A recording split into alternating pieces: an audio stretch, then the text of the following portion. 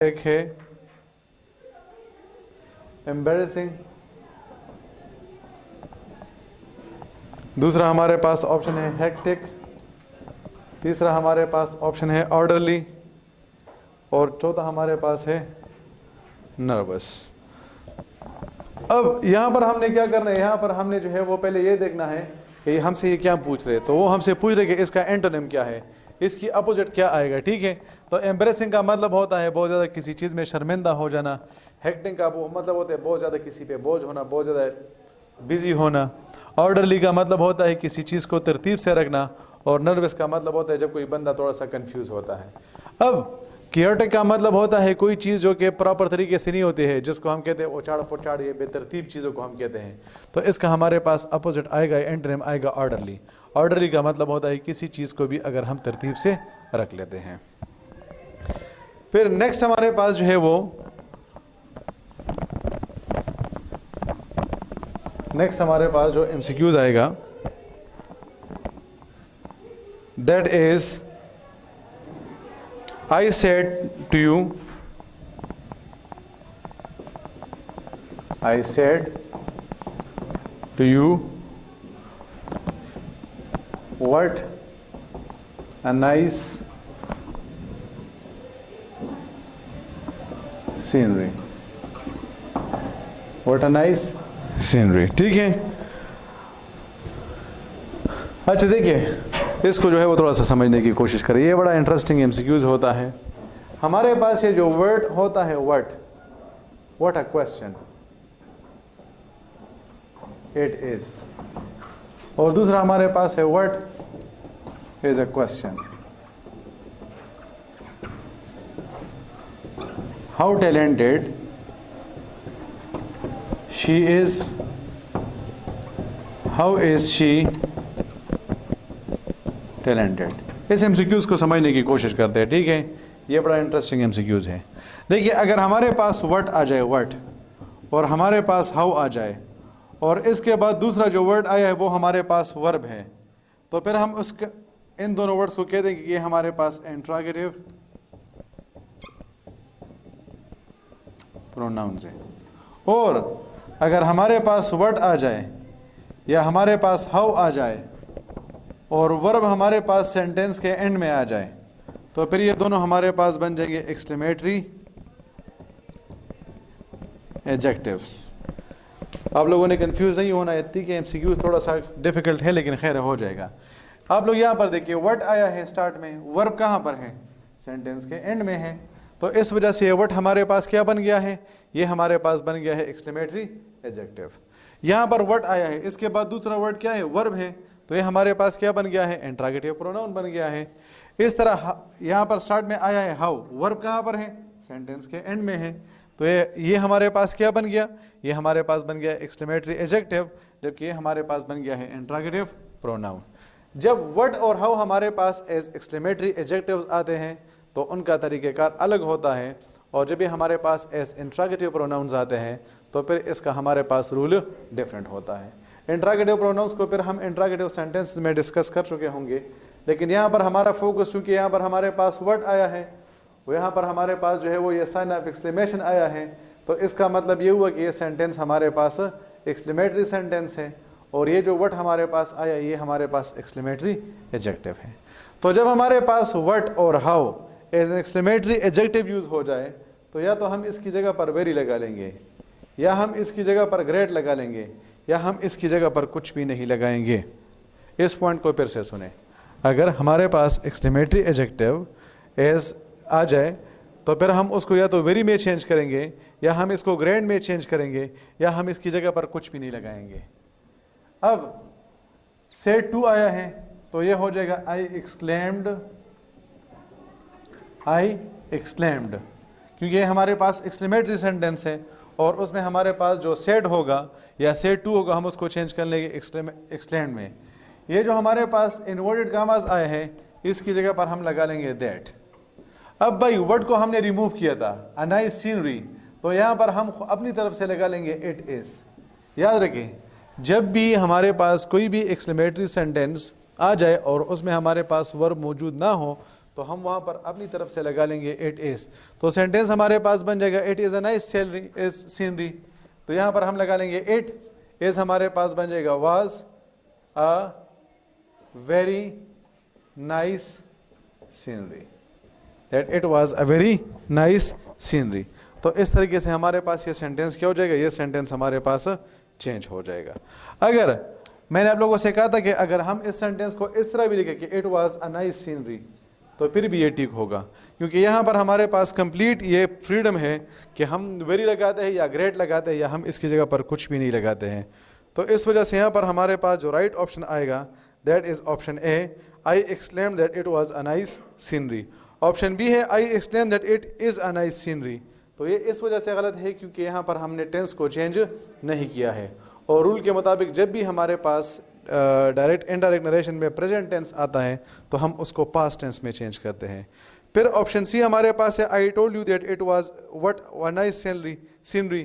तो ये option C और ऑप्शन डी तो इस वजह से गलत है क्योंकि यहाँ पर इन लोगों ने बिल्कुल वर्ड को जो है वो चेंज ही नहीं किया है और उन्होंने इसको इसी तरह छोड़ा है, जबकि एक्सक्लेमेटरी सेंटेंस में हमने इसको चेंज करना है। हाँ, इसको हम अगर ये इंट्रागेटिव सेंटेंस होता तो फिर इंट्रागेटिव सेंटेंस में हम इसको चेंज ना करते। फिर नेक्स्ट हमारे पास है एमसीक्यूज नंबर 189। हमारे पास है choose the grammatically correct sentence. No I haven't never been to a shopping mall. दूसरा है no I have not ever been to a shopping mall.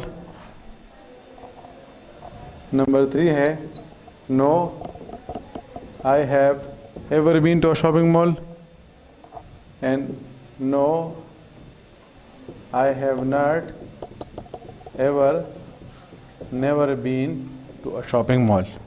अब पहला पॉइंट ये है कि जब भी हमारे पास नो आएगा इसका मतलब ये कि हमने इसके साथ नेगेटिव सेंटेंस लगाना है। तो ये नॉट आया है बिल्कुल ठीक है, लेकिन याद रखिए आप कभी भी डबल नेगेटिव उसको यूज़ नहीं कर सकते हैं। एक हमने नॉट लगा लिया फिर हमने उसके साथ नेवर लगा लिया, तो इस वजह से हमारे पास क्या बन जाएगा, ये हमारे पास गलत बन जाएगा। इस पॉइंट को समझे, जब भी हमारे पास नो आएगा इसके साथ सेंटेंस हमेशा नेगेटिव होगा, लेकिन इसका मतलब ये नहीं कि आप डबल नेगेटिव्स को यूज़ करें। Point number 1। Point number 2, no I have. अब ये देखिए यहाँ पर हमने सेंटेंस को पॉजिटिव बनाया है जबकि हमारे पास नेगेटिव आना चाहिए, तो इस वजह से ये भी गलत होगा। ये वाला हमारे पास हैव नॉट आया है लेकिन फिर से हमने इसके साथ नेवर लगाया है, तो इस वजह से भी हमारे पास गलत हो जाएगा। राइट ऑप्शन हमारे पास क्या है, ऑप्शन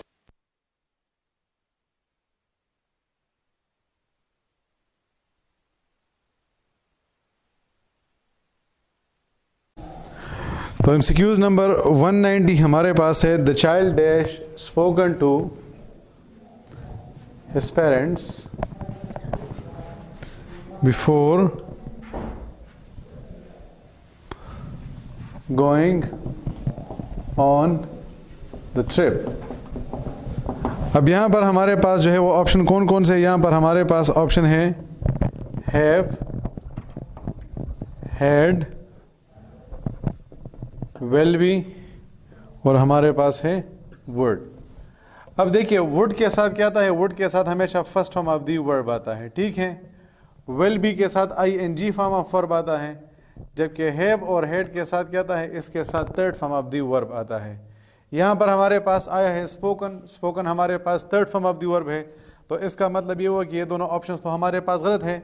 अब हमने सिलेक्शन करनी है हैव और हैड में, तो चाइल्ड चूँकि हमारे पास सिंगुलर है तो इस वजह से याद रखिए हैव को हम सिर्फ और सिर्फ प्लूरल के साथ यूज़ करते हैं, जबकि हैड को हम सिंगुलर और प्लूरल दोनों के साथ लगाएंगे। That is why the right option is had. फिर एमसीक्यूज नंबर 191 हमारे पास है the cause of the accident, the cause of the car accident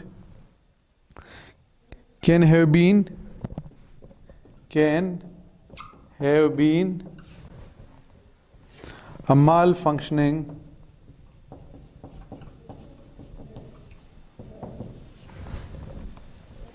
brake pads.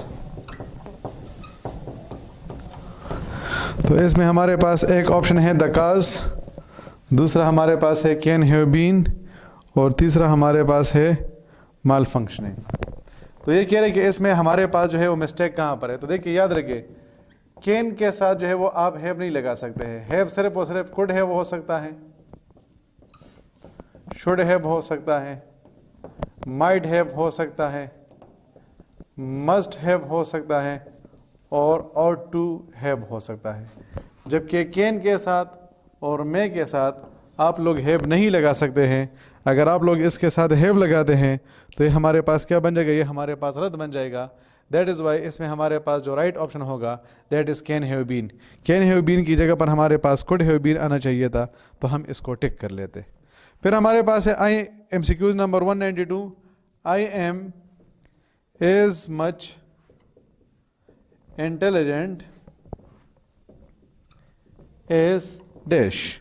तो हमारे पास एक ऑप्शन है ही, दूसरा हमारे पास है हिमसेल्फ, तीसरा हमारे पास है हिम, और चौथा हमारे पास है हिज। ही हमारे पास क्या है, ये हमारे पास सब्जेक्टिव प्रोनाउन है। I we you he she it they हमारे पास क्या है, ये हमारे पास सब्जेक्टिव प्रोनाउन होते हैं। हिमसेल्फ हमारे पास रिफ्लेक्सिव प्रोनाउन है, हिम हमारे पास ऑब्जेक्टिव प्रोनाउन है, और हिज हमारे पास पॉजिटिव प्रोनाउन है। अब याद रखिए डियर स्टूडेंट्स, हम जब भी कंपैरिजन करते हैं, कंपैरिजन जिस तरह के यहाँ पर हम क्या कर रहे हैं, यहाँ पर हम एस को हम हमेशा यूज़ करते हैं कंपैरिजन के लिए, ठीक है। तो हमारे पास जब भी कंपैरिजन आएगा तो कंपैरिजन के लिए हम हमेशा क्या करते हैं, हम उसके लिए सेम प्रोनाउन को यूज़ करते हैं। सेम प्रोनाउन का मतलब ये कि चूंकि आई हमारे पास सब्जेक्टिव प्रोनाउन है, इस वजह से यहाँ पर भी हमारे पास सब्जेक्टिव प्रोनाउन आना चाहिए। तो हम कहते हैं कि I am as much intelligent as he. अगर आप कहते हैं कि I am as much intelligent as him, तो ये हमारे पास क्या बन जाएगा, ये हमारे पास जो है वो गलत बन जाएगा। अच्छा, ये जो हमारे पास एक हमारे पास है एज और दूसरा हमारे पास है सो एज, इन दोनों को हम यूज़ करते हैं कंपैरिजन के लिए। फॉर एग्जांपल हम कहते हैं कि he is dash intelligent dash a fox, और दूसरा कहते हैं कि he is not dash intelligent dash a fox. हम जब दो चीज़ों की कंपैरिजन कर रहे हैं और ये सेंटेंस हमारे पास पॉजिटिव होता है तो फिर हम उसके साथ एज लगाते हैं। हम ये कहना चाहते हैं कि इक्वालिटी दोनों में मौजूद है। और जब हमारे पास ये सेंटेंस नेगेटिव होता है और हम कहते हैं कि नहीं ये हमारे पास जो है वो ये क्वालिटी एक में मौजूद है और दूसरे में मौजूद नहीं है, तो फिर हम उसके लिए क्या करते हैं, हम उसके लिए जो है वो सो एज को यूज़ करते हैं। फिर भाई हमारे पास है MCQs नंबर 193। तो 193 में हमारे पास जो है वो पैसेज है, read the passage and answer the question. Comprehension of medical books is considered as one of the most difficult processes among understanding technical terms of diversified fields. Many studies have considered reading as a guessing activity, which means regardless of a student's level, the text will frequently contain numerous difficult words. The ability to guess and infer the meaning of unknown terminology might be viewed as a skill that should be developed. All is true except, तो हमारे पास ये जो option B है, the only reading approach use by medical students is inferring the meaning of challenging words. ये हमारे पास वो चीज़ है जिसको हमने जो है वो इसमें शामिल नहीं किया है। तो डियर स्टूडेंट्स, ये आप लोग के पास जो है वो पेपर था MCQs का ईटा 2022 का। होपफुली आप लोग के जितने भी कन्फ्यूजन होंगे वो इसके ज़रिए से क्लियर हो चुके होंगे। आप लोग के और किसी किस्म के सजेशंस है या और कोई ऐसे टॉपिक्स हैं जिसको लगता है कि मुझे कवर करना चाहिए, तो you can give your suggestion. I wish you all the best. Take care of yourself. अल्लाह हाफिज़।